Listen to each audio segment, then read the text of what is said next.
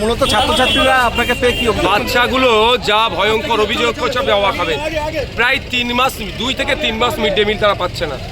শুধু তাই নয়, ক্লাস 12-এর একটা ছেলে বললে এখনো পর্যন্ত তাদের অ্যাটেন্ডেন্স শিট তৈরি হয়নি। চলছে স্কুল কীভাবে? এর আগে নাকি একাধিকবার দুর্নীতি করেছে, এইটাও অভিযোগ আছে। শুধু তাই নয়, কয়েকটা ক্লাসের বললো অ্যাটেন্ডেন্স শিট নাকি চুরি হয়ে গেছে। মানে ভাবতে পেরেছেন চুরি কেন দেখানো হচ্ছে?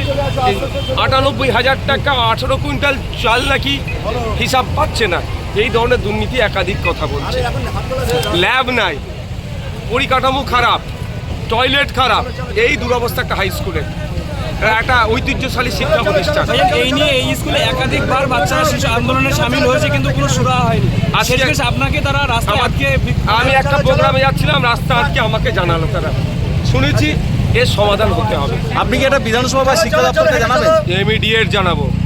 আমি বাচ্চাদের হাতে আমার ফোন নাম্বার দিয়ে গেছি, আমি পুরো বিষয়বস্তু, অনেক বাচ্চা তো সবাই বলতে চাইছে, সবটা শোনা সম্ভব নয়, তাই আমি নাম্বার দিয়েছি। টোটাল বিষয়বস্তু আমাকে লিখিত জানাতে বলেছি, পুরো রেকর্ড তুলে তারা জানাবে।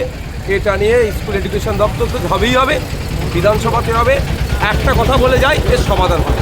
মিড ডে মিলের চাল পচে ওর মধ্যে পোকা ধরে গেছে। 34 বস্তা থেকে 40 বস্তা চাল পরিদর্শনে ছিল জেলা বিদ্যালয় অম্বর দপ্তর। তারা পর্যন্ত অবাক হয়ে গেছে মিড ডে মিলের বাচ্চারা। 3 মাস বাচ্চা মিড ডে মিল পাচ্ছে না, 2 মাস পাচ্ছে না। এই অন্যায়ের আমরা বরদাস্ত করবো না। এটা বাচ্চা বললাম, আমি অবাক হয়ে গেলাম যে এমনও বাচ্চা আছে এই মিড ডে মিলটা খেয়ে তাদের একবেলা চলে, এমনও বাচ্চা আছে, অর্থাৎ তারা আর্থিকভাবে দুর্বল, তারা এসে স্কুলে মিড ডে মিলটা পাচ্ছে। মানে দেখা হয় দেখাই হয়তো মিড ডে মিলটার জন্যই হয়তো আসছে স্কুলে। তাহলে এগুলো কি মেনে নেওয়া যাবে? এটা একটা, এই প্রকল্পটা তো শুধু রাজ্যের প্রকল্প নয়, কেন্দ্রীয় প্রকল্পের অন্তর্ভুক্ত। সেটা লুট হচ্ছে, প্রয়োজনে কেন্দ্রীয় শিক্ষামন্ত্রীর কাছে এই চিঠিটা যাবে, ছাড় হবে না। অন্যায়কে প্রশ্রয় দেওয়া যাবে না। প্রধান শিক্ষকের মাথার উপরে আছে নাকি শাসক দলেরই নেতা, এমনই অভিযোগ করছেন শাসক দলের মধ্যে থেকে। থাকতে পারে, এটা অস্বীকার করার কোনো জায়গা নেই। দুর্নীতি হবে আর সেখানে তৃণমূল কংগ্রেস থাকবে না, এটা হতে পারে না। কিন্তু আমি এখানে রাজনীতির কথা বলবো না।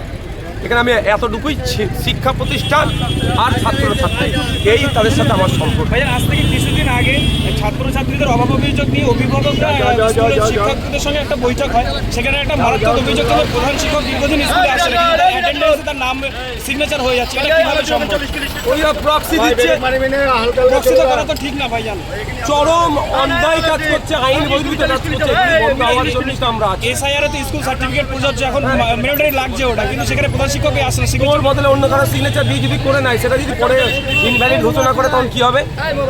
বা অবৈধ ঘোষণা করে। চরম অন্যায় হচ্ছে, এই অন্যায়গুলোকে বন্ধ করতে হবে। আর রাজ্য সরকার এই অন্যায়গুলো দেখতে দিয়ে যাচ্ছে, আমরা সেটা চোখে দেখিয়ে আগামী দিন কি কোনো বড় কোনো একটা সব ঠিক আছে।